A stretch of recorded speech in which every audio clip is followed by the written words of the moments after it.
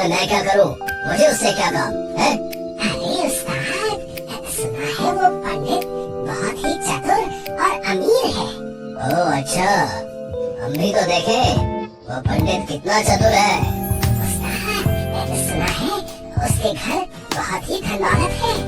अगर हमने उनको चोरी कर लिया तो जीवन भर हम आराम से बैठकर खाएंगे। तो देर किस बात की, आज रात को ही हम उसके घर चोरी करेंगे।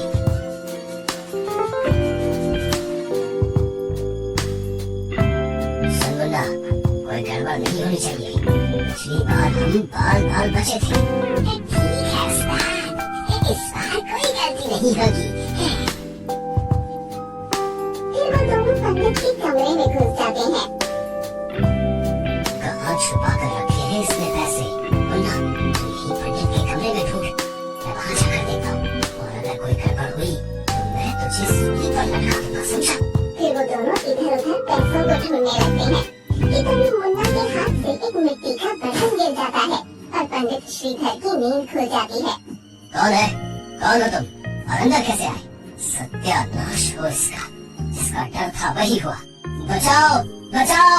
अरे मुझे इन चोरों से कोई तो बचाओ! ज्यादा शोर मत कर पंडित, नहीं तो इस बंदूक से तेरा भेजा उड़ा दूंगा। कौन हो तुम? और तुम मुझे मारना क्यों चाहते हो? सुना है तेरे घर में बहुत ही धन दौलत है। अब चुपचाप वो सारे पैसे मुझे दे दे, नहीं तो अंजाम बहुत बुरा होगा, समझा? लेकिन मैंने तो वो सारे पैसे जंगल में एक पेड़ के नीचे गाड़ दिए। क्या? लेकिन क्यों? इसलिए ताकि उन पैसों को घर से कोई चुरा न ले। ओह अच्छा, तो तू खुद को बहुत ही शातिर समझता है। चल अब जल्दी से ये बता कि वो पैसे तूने किस पेड़ के नीचे गाड़ कर रखे? मैं नहीं बताऊंगा उस पेड़ के बारे में, तूने जो करना है वो कर। लगता है तू ऐसा नहीं मानेगा। ठीक है, अब मुझे मारना होगा। रुको रुको, मैं सब बताता हूँ।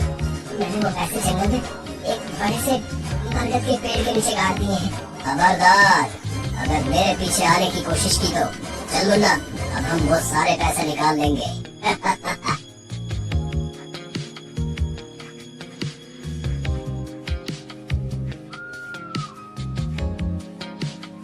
कालीचरण और मुन्ना के जाने के बाद पंडित श्रीधर अपने मन में सोचता है, अब इन मूर्खों को कौन समझाए कि पैसे उस पेड़ के नीचे नहीं बल्कि मेरे घर में ही है।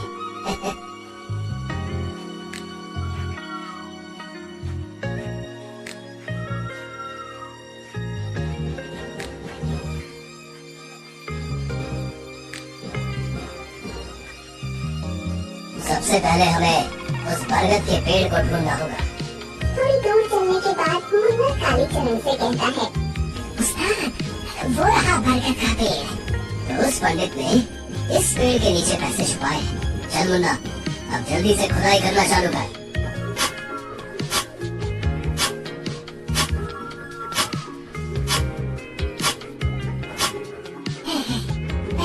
उस्ताद, मैं तो थक गया, अब इससे ज्यादा मैं नहीं खोद सकता।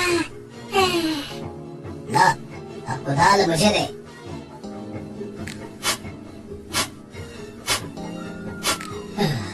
अरे बाप रे बाप, इस पंडित ने कितने नीचे पैसे गाड़ कर रखे हैं। मेरी तो खोदने में जान ही निकल गई। उस्ताद, अब तो पेड़ की जड़ भी दिखने लगी। लगता है उस पंडित ने हमको उल्लू बना दिया। तू ठीक कहता है मुन्ना, लेकिन मैं उस पंडित को छोड़ूंगा नहीं।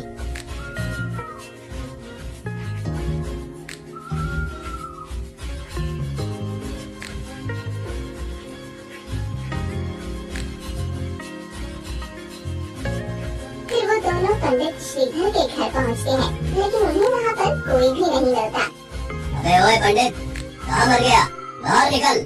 काफी देर आवाज लगाने के बाद उन्हें कोई जवाब नहीं मिलता है और तभी मुन्ना कालीचरण से कहता है, लगता है उस्ताद वो इस गांव को छोड़कर भाग गया। अच्छा है वो यहाँ से भाग गया, नहीं तो मैं उसको गाँव में रहने लायक नहीं छोड़ता। अगले दिन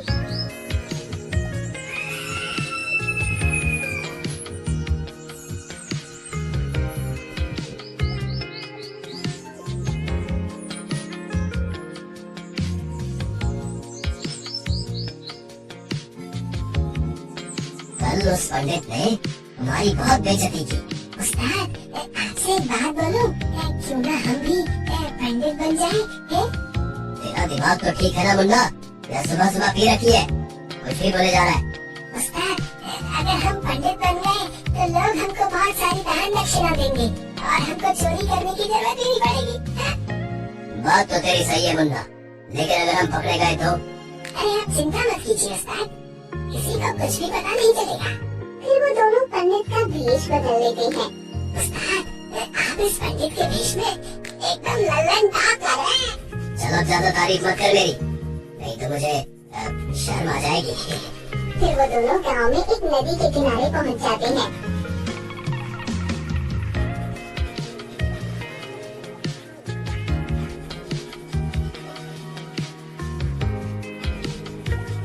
उस्ताद, आज से आपका नाम कालीचरण नहीं, कालीदास है और मेरा नाम मुन्ना नहीं, शिवचरण है। ठीक है शिवचरण जी, अब आप जाइए और सारे गांव वालों को बता दीजिए कि गांव में एक बाबा आए हैं और वो सभी की समस्याएं दूर कर देते हैं। फिर मुन्ना एक दुकानदार के पास जाता है।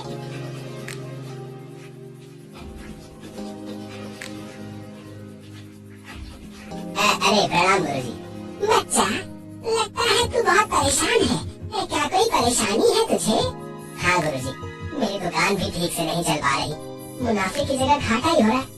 बच्चा, ये सब तू मुझे नहीं, बाबा को बता, वो तेरी सारी समस्याएं दूर कर देंगे। वहाँ से एक नदी के किनारे एक बाबा आए हैं, उनको अपनी समस्याएं बता, वो अवश्य तुझे समाधान देंगे। और हाँ, दान दक्षिणा देना मत भूलना। ठीक है गुरुजी, मैं अभी उन बाबा के पास जाता हूँ। ऐसे ही मुन्ना पूरे गांव में ये खबर फैला देता है कि गांव में एक बाबा आए हैं जो सभी समस्याओं को दूर कर देते हैं। प्रणाम बाबा जी, आंखें खोलिए, आपका भक्त आया है। अच्छा, क्या समस्या है तेरी? बाबा जी, मेरी पत्नी मुझसे हमेशा झगड़ा करती रहती है और मेरी दुकान भी ठीक से नहीं चल रही है। मैं बहुत परेशान हूँ बाबा जी, कुछ करिए बाबा जी, कुछ करिए। अच्छा, ये ताबीज तेरे गले में बांध ले, कुछ दिनों में ही तेरी सारी समस्याएं खत्म हो जाएंगी। बाबा जी की जय हो, बाबा जी की जय हो। फिर वो आदमी कुछ दान दक्षिणा देकर वहाँ से चला जाता है।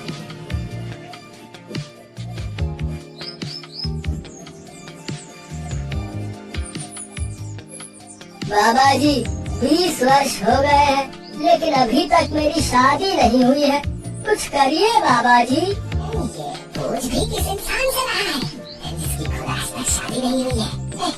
बच्चा, तेरा हाथ आगे ला, मैं तेरे हाथों की लकीर देखकर बताता हूँ कि तेरे भाग्य में लड़की है कि नहीं। फिर बाबा जी उस व्यक्ति का हाथ देखकर उस व्यक्ति से बोलते हैं, बच्चा, तू बहुत आगे जाएगा और तेरा जल्द ही एक सुंदर कन्या से विवाह होगा। तथास्तु। बाबा जी आप धन्य हो, आप धन्य हो बाबा जी। फिर वो व्यक्ति बाबा को कुछ पैसे चढ़ाकर वहाँ से चला जाता है।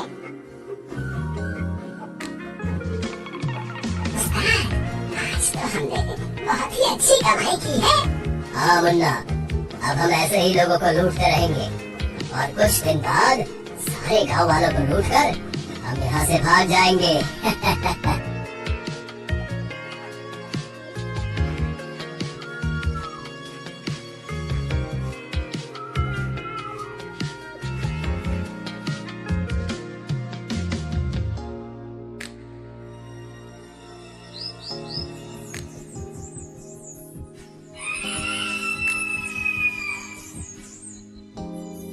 अगले दिन वो दोनों फिर से उसी नदी किनारे पंडित के भेष में उसी पेड़ के नीचे बैठ जाते हैं।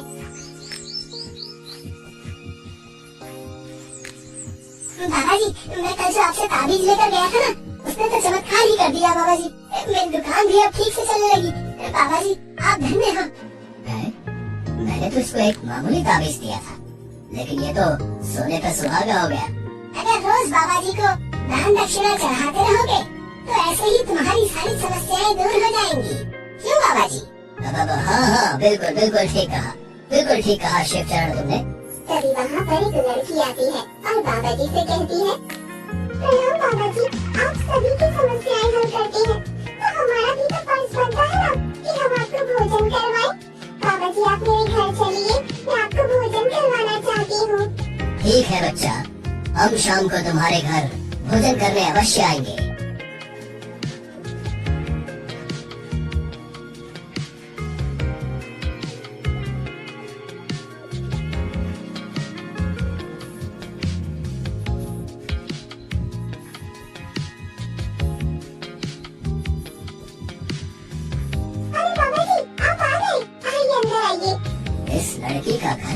ही पड़ा है।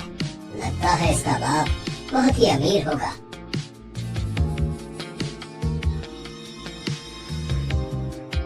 बाबा जी, आप दोनों हाथ धो लीजिए, मैं आपके लिए खाना लगा देती हूँ। फिर वो दोनों हाथ धोकर खाना खाने बैठ जाते हैं। मेरे बच्चे, खाना बहुत ही स्वादिष्ट बनाया है तूने। अरे बाबा, खाने में तो आज मजा ही आ गया। बच्चा, तेरे घर में और कोई दिखाई नहीं दे रहा है, सब कहाँ गए? बाबा जी की ये बात सुनकर वो जोर जोर से रोने लगती है। अरे क्या हुआ, तू रो क्यों रही है? बाबा जी, मेरी माँ मुझे पैदा होते ही छोड़ गई। मेरे पिताजी ने ही मुझको पाल पोस कर बड़ा किया, लेकिन वो भी अब कुछ दिनों से लापता है। तो फिक्र मत कर बेटा, तेरे पिताजी तुझे जरूर मिल जाएंगे। कालीचरण और लड़की आपस में बात कर ही रहे होते हैं कि तभी मुन्ना उस तस्वीर को देखता है और उसकी चीख निकल जाती है। क्या हुआ शिव शरण, तुम इतना चिल्ला क्यों रहे हो? अरे उस्ताद, जरा उस फोटो फ्रेम को तो देखिए। अरे बाप रे, ये तो पंडित श्रीधर है। कहीं अगर इसने पहचान लिया तो आफत हो जाएगी। उस्ताद, इस पंडित के आने से पहले हमें यहाँ से पलटी मार लेनी चाहिए, नहीं तो आफत हो जाएगी। कालीचरण और मुन्ना आपस में बात कर ही रहे होते हैं कि तभी वहाँ पर पंडित श्रीधर आ जाता है। अरे पिताजी, आप आ गए। कहाँ थे आप इतने दिनों से? अरे मर गए रे। ए मुन्ना, जल्दी अपना चेहरा छुपा। बेटी, ये बाबा जी कौन है और इन्होंने अपना चेहरा क्यों छुपा रखा है? पिताजी, ये बाबा जी हमारे गांव में नए आए हैं। मैंने सोचा क्यों ना मैं इनको भोजन करने के लिए अपने घर में बुला लूं। मुन्ना, इससे पहले कि ये पंडित हमको पहचान ले, जल्दी यहाँ से भाग। फिर वो दोनों आधा खाना खाकर ही वहाँ से 9 तो 11 हो जाते हैं। अरे बाबा जी, आप कहाँ जा रहे हैं?